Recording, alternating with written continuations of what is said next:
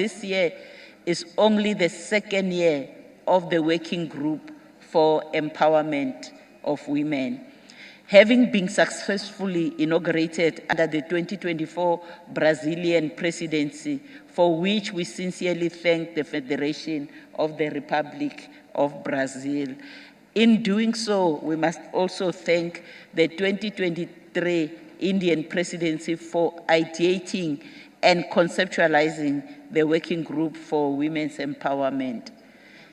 An historic decision adopted by the G20 New Delhi Leaders Summit in November 2023. We sincerely thank India for having taken this bold step so that women's issues are taken further than being a discourse mainly in the engagement groups to one where it has been elevated to a ministerial level. This is indeed a very critical and strategic move if we are to position women at the center of development, in that if there is political and governance buy-in, it can be more easily resourced and achieved when driven at the governmental level. As we convene today, we recognize that the empowerment of women is not only a moral imperative, but also a strategic necessity for achieving sustainable development, economic growth, and social justice.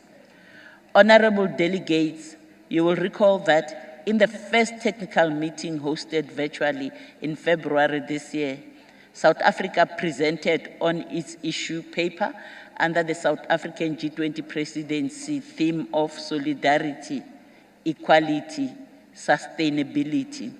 And we outlined our three key priorities areas for the working group on women empowerment, which are policy perspectives on the care economy, both paid and unpaid care work and household responsibilities. The second one being promoting financial inclusion of and for women. The third one being addressing gender-based violence and femicide, focusing mostly on positive masculinity. All G20 members supported the focus of the working group on these three priorities, stating their importance in the achievement of gender equality and women's empowerment. It was also during this meeting that some G20 members raised specific issues that South Africa, as the chair, needed to take under consideration. These issues included the following. Some member countries and guest countries raised the issue of the inclusion of W20 and G20, Women Empower, in the Empowerment of Women Working Group. Some G20 members noted the cross-cutting nature of the EWWG with the other working groups as well as the task forces. The progress made by member states in implementing the Brisbane 25 by 25 goal, also to provide a conceptual framework on positive masculinities. I'm happy to state that we have tried to address all the issues raised as far as is possible. We have taken all these issues identified by you under careful consideration, and you will notice that the program for these next 2 days actually covers how we're attempting to address the issues that you've raised. We have engaged with the Employment Working Group and participated in their second working group meeting held on the 8th to the 11th of April 2025 in Durban, KwaZulu-Natal. Based on their priorities focusing on women and labor force participation, we have subsequently invited the Employment Working Group to make a presentation to yourselves today. Indeed, there are cross-cutting issues related to women which are also appearing in other working groups, In that regard, we have invited all chairs of the working groups and task forces to present in this meeting, outlining their priority focus areas and identify issues of a cross-cutting nature. The intention going forward is to avoid duplication and work cohesively on overlapping areas. On the issue of the progress made on implementing the Brisbane goal, we have been engaging with the ILO and OECD colleagues who have presented briefly on the 2023 findings on their research. In responding to this matter, we have engaged with some of the international knowledge partners, and we will be taking presentations in our third meeting on the findings of the 2024 research study in July 2025 in Mpumalanga, a beautiful province. You'll love it. As colleagues will remember, Chairperson, shortly after our February meeting, South Africa joined the global community in recognizing the convening of the 69th session of the Commission on the Status of Women as a historic milestone and a giant leap forward in the global movement for gender equality and the empowerment of women and girls. We congratulate the global community on the unanimous adoption of the political declaration and reaffirm our long-standing commitment to full, effective, and accelerated implementation of the Beijing Declaration and Platform for Action. Despite the challenges before us, there is hope. As we convene the G20 Working Group on Women Empowerment, we can draw courage from the CSW 69 Declaration and its unwavering commitment to gender equality.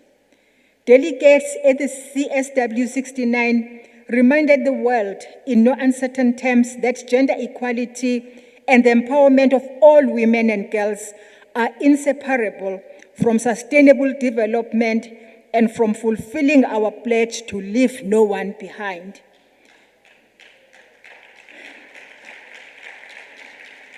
The unanimously adopted CSW resolution stands shoulder to shoulder with the 2024 Rio de Janeiro Leaders Declaration, where our leaders did not only celebrate the inaugural convening of this very working group, but also resolved as follows, and I quote, "We reaffirm our full commitment to gender equality and the empowerment of all women and girls. We encourage women-led development and will promote the full, equal, effective, and meaningful participation and leadership of women in all sectors and at all levels of the economy, which is crucial to the growth of global GDP. Acknowledging that gender-based violence, including sexual violence against women and girls, is alarmingly high across public and private spheres, and we condemn every form of discrimination against women and girls and recall our commitment to end gender-based violence, including sexual violence, and combat misogyny online and offline. We commit to promoting gender equality in paid and unpaid care work to ensure equal, full, and meaningful participation of women in this economy by promoting social and gender core responsibility, encouraging and facilitating men's and boys', unquote. Program Director, we have quite an extensive agenda ahead of us. This technical meeting will receive a range of presentations covering key themes aligned with the priorities of the working group.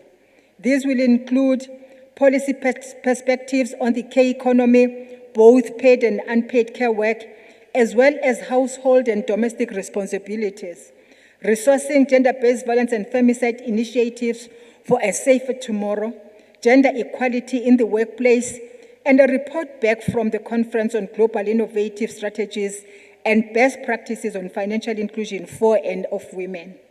I'm confident that our discussions here will form the foundation of a comprehensive ministerial declaration, one that should stand the test of time, one that generations will point to with pride.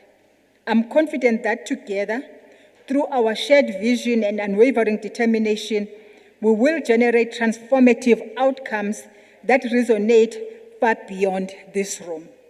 I look forward to the outcomes of this meeting, as well as the upcoming third technical working group scheduled for July this year in Mpumalanga province, my province.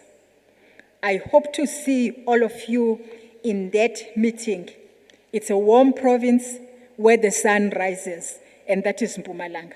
We do look forward to your robust participation towards a firm proposal to the ministerial meeting we will host in October 2025. Once again, thank you very much for your active participation and look forward to engagement. God bless you all, and I thank you very much.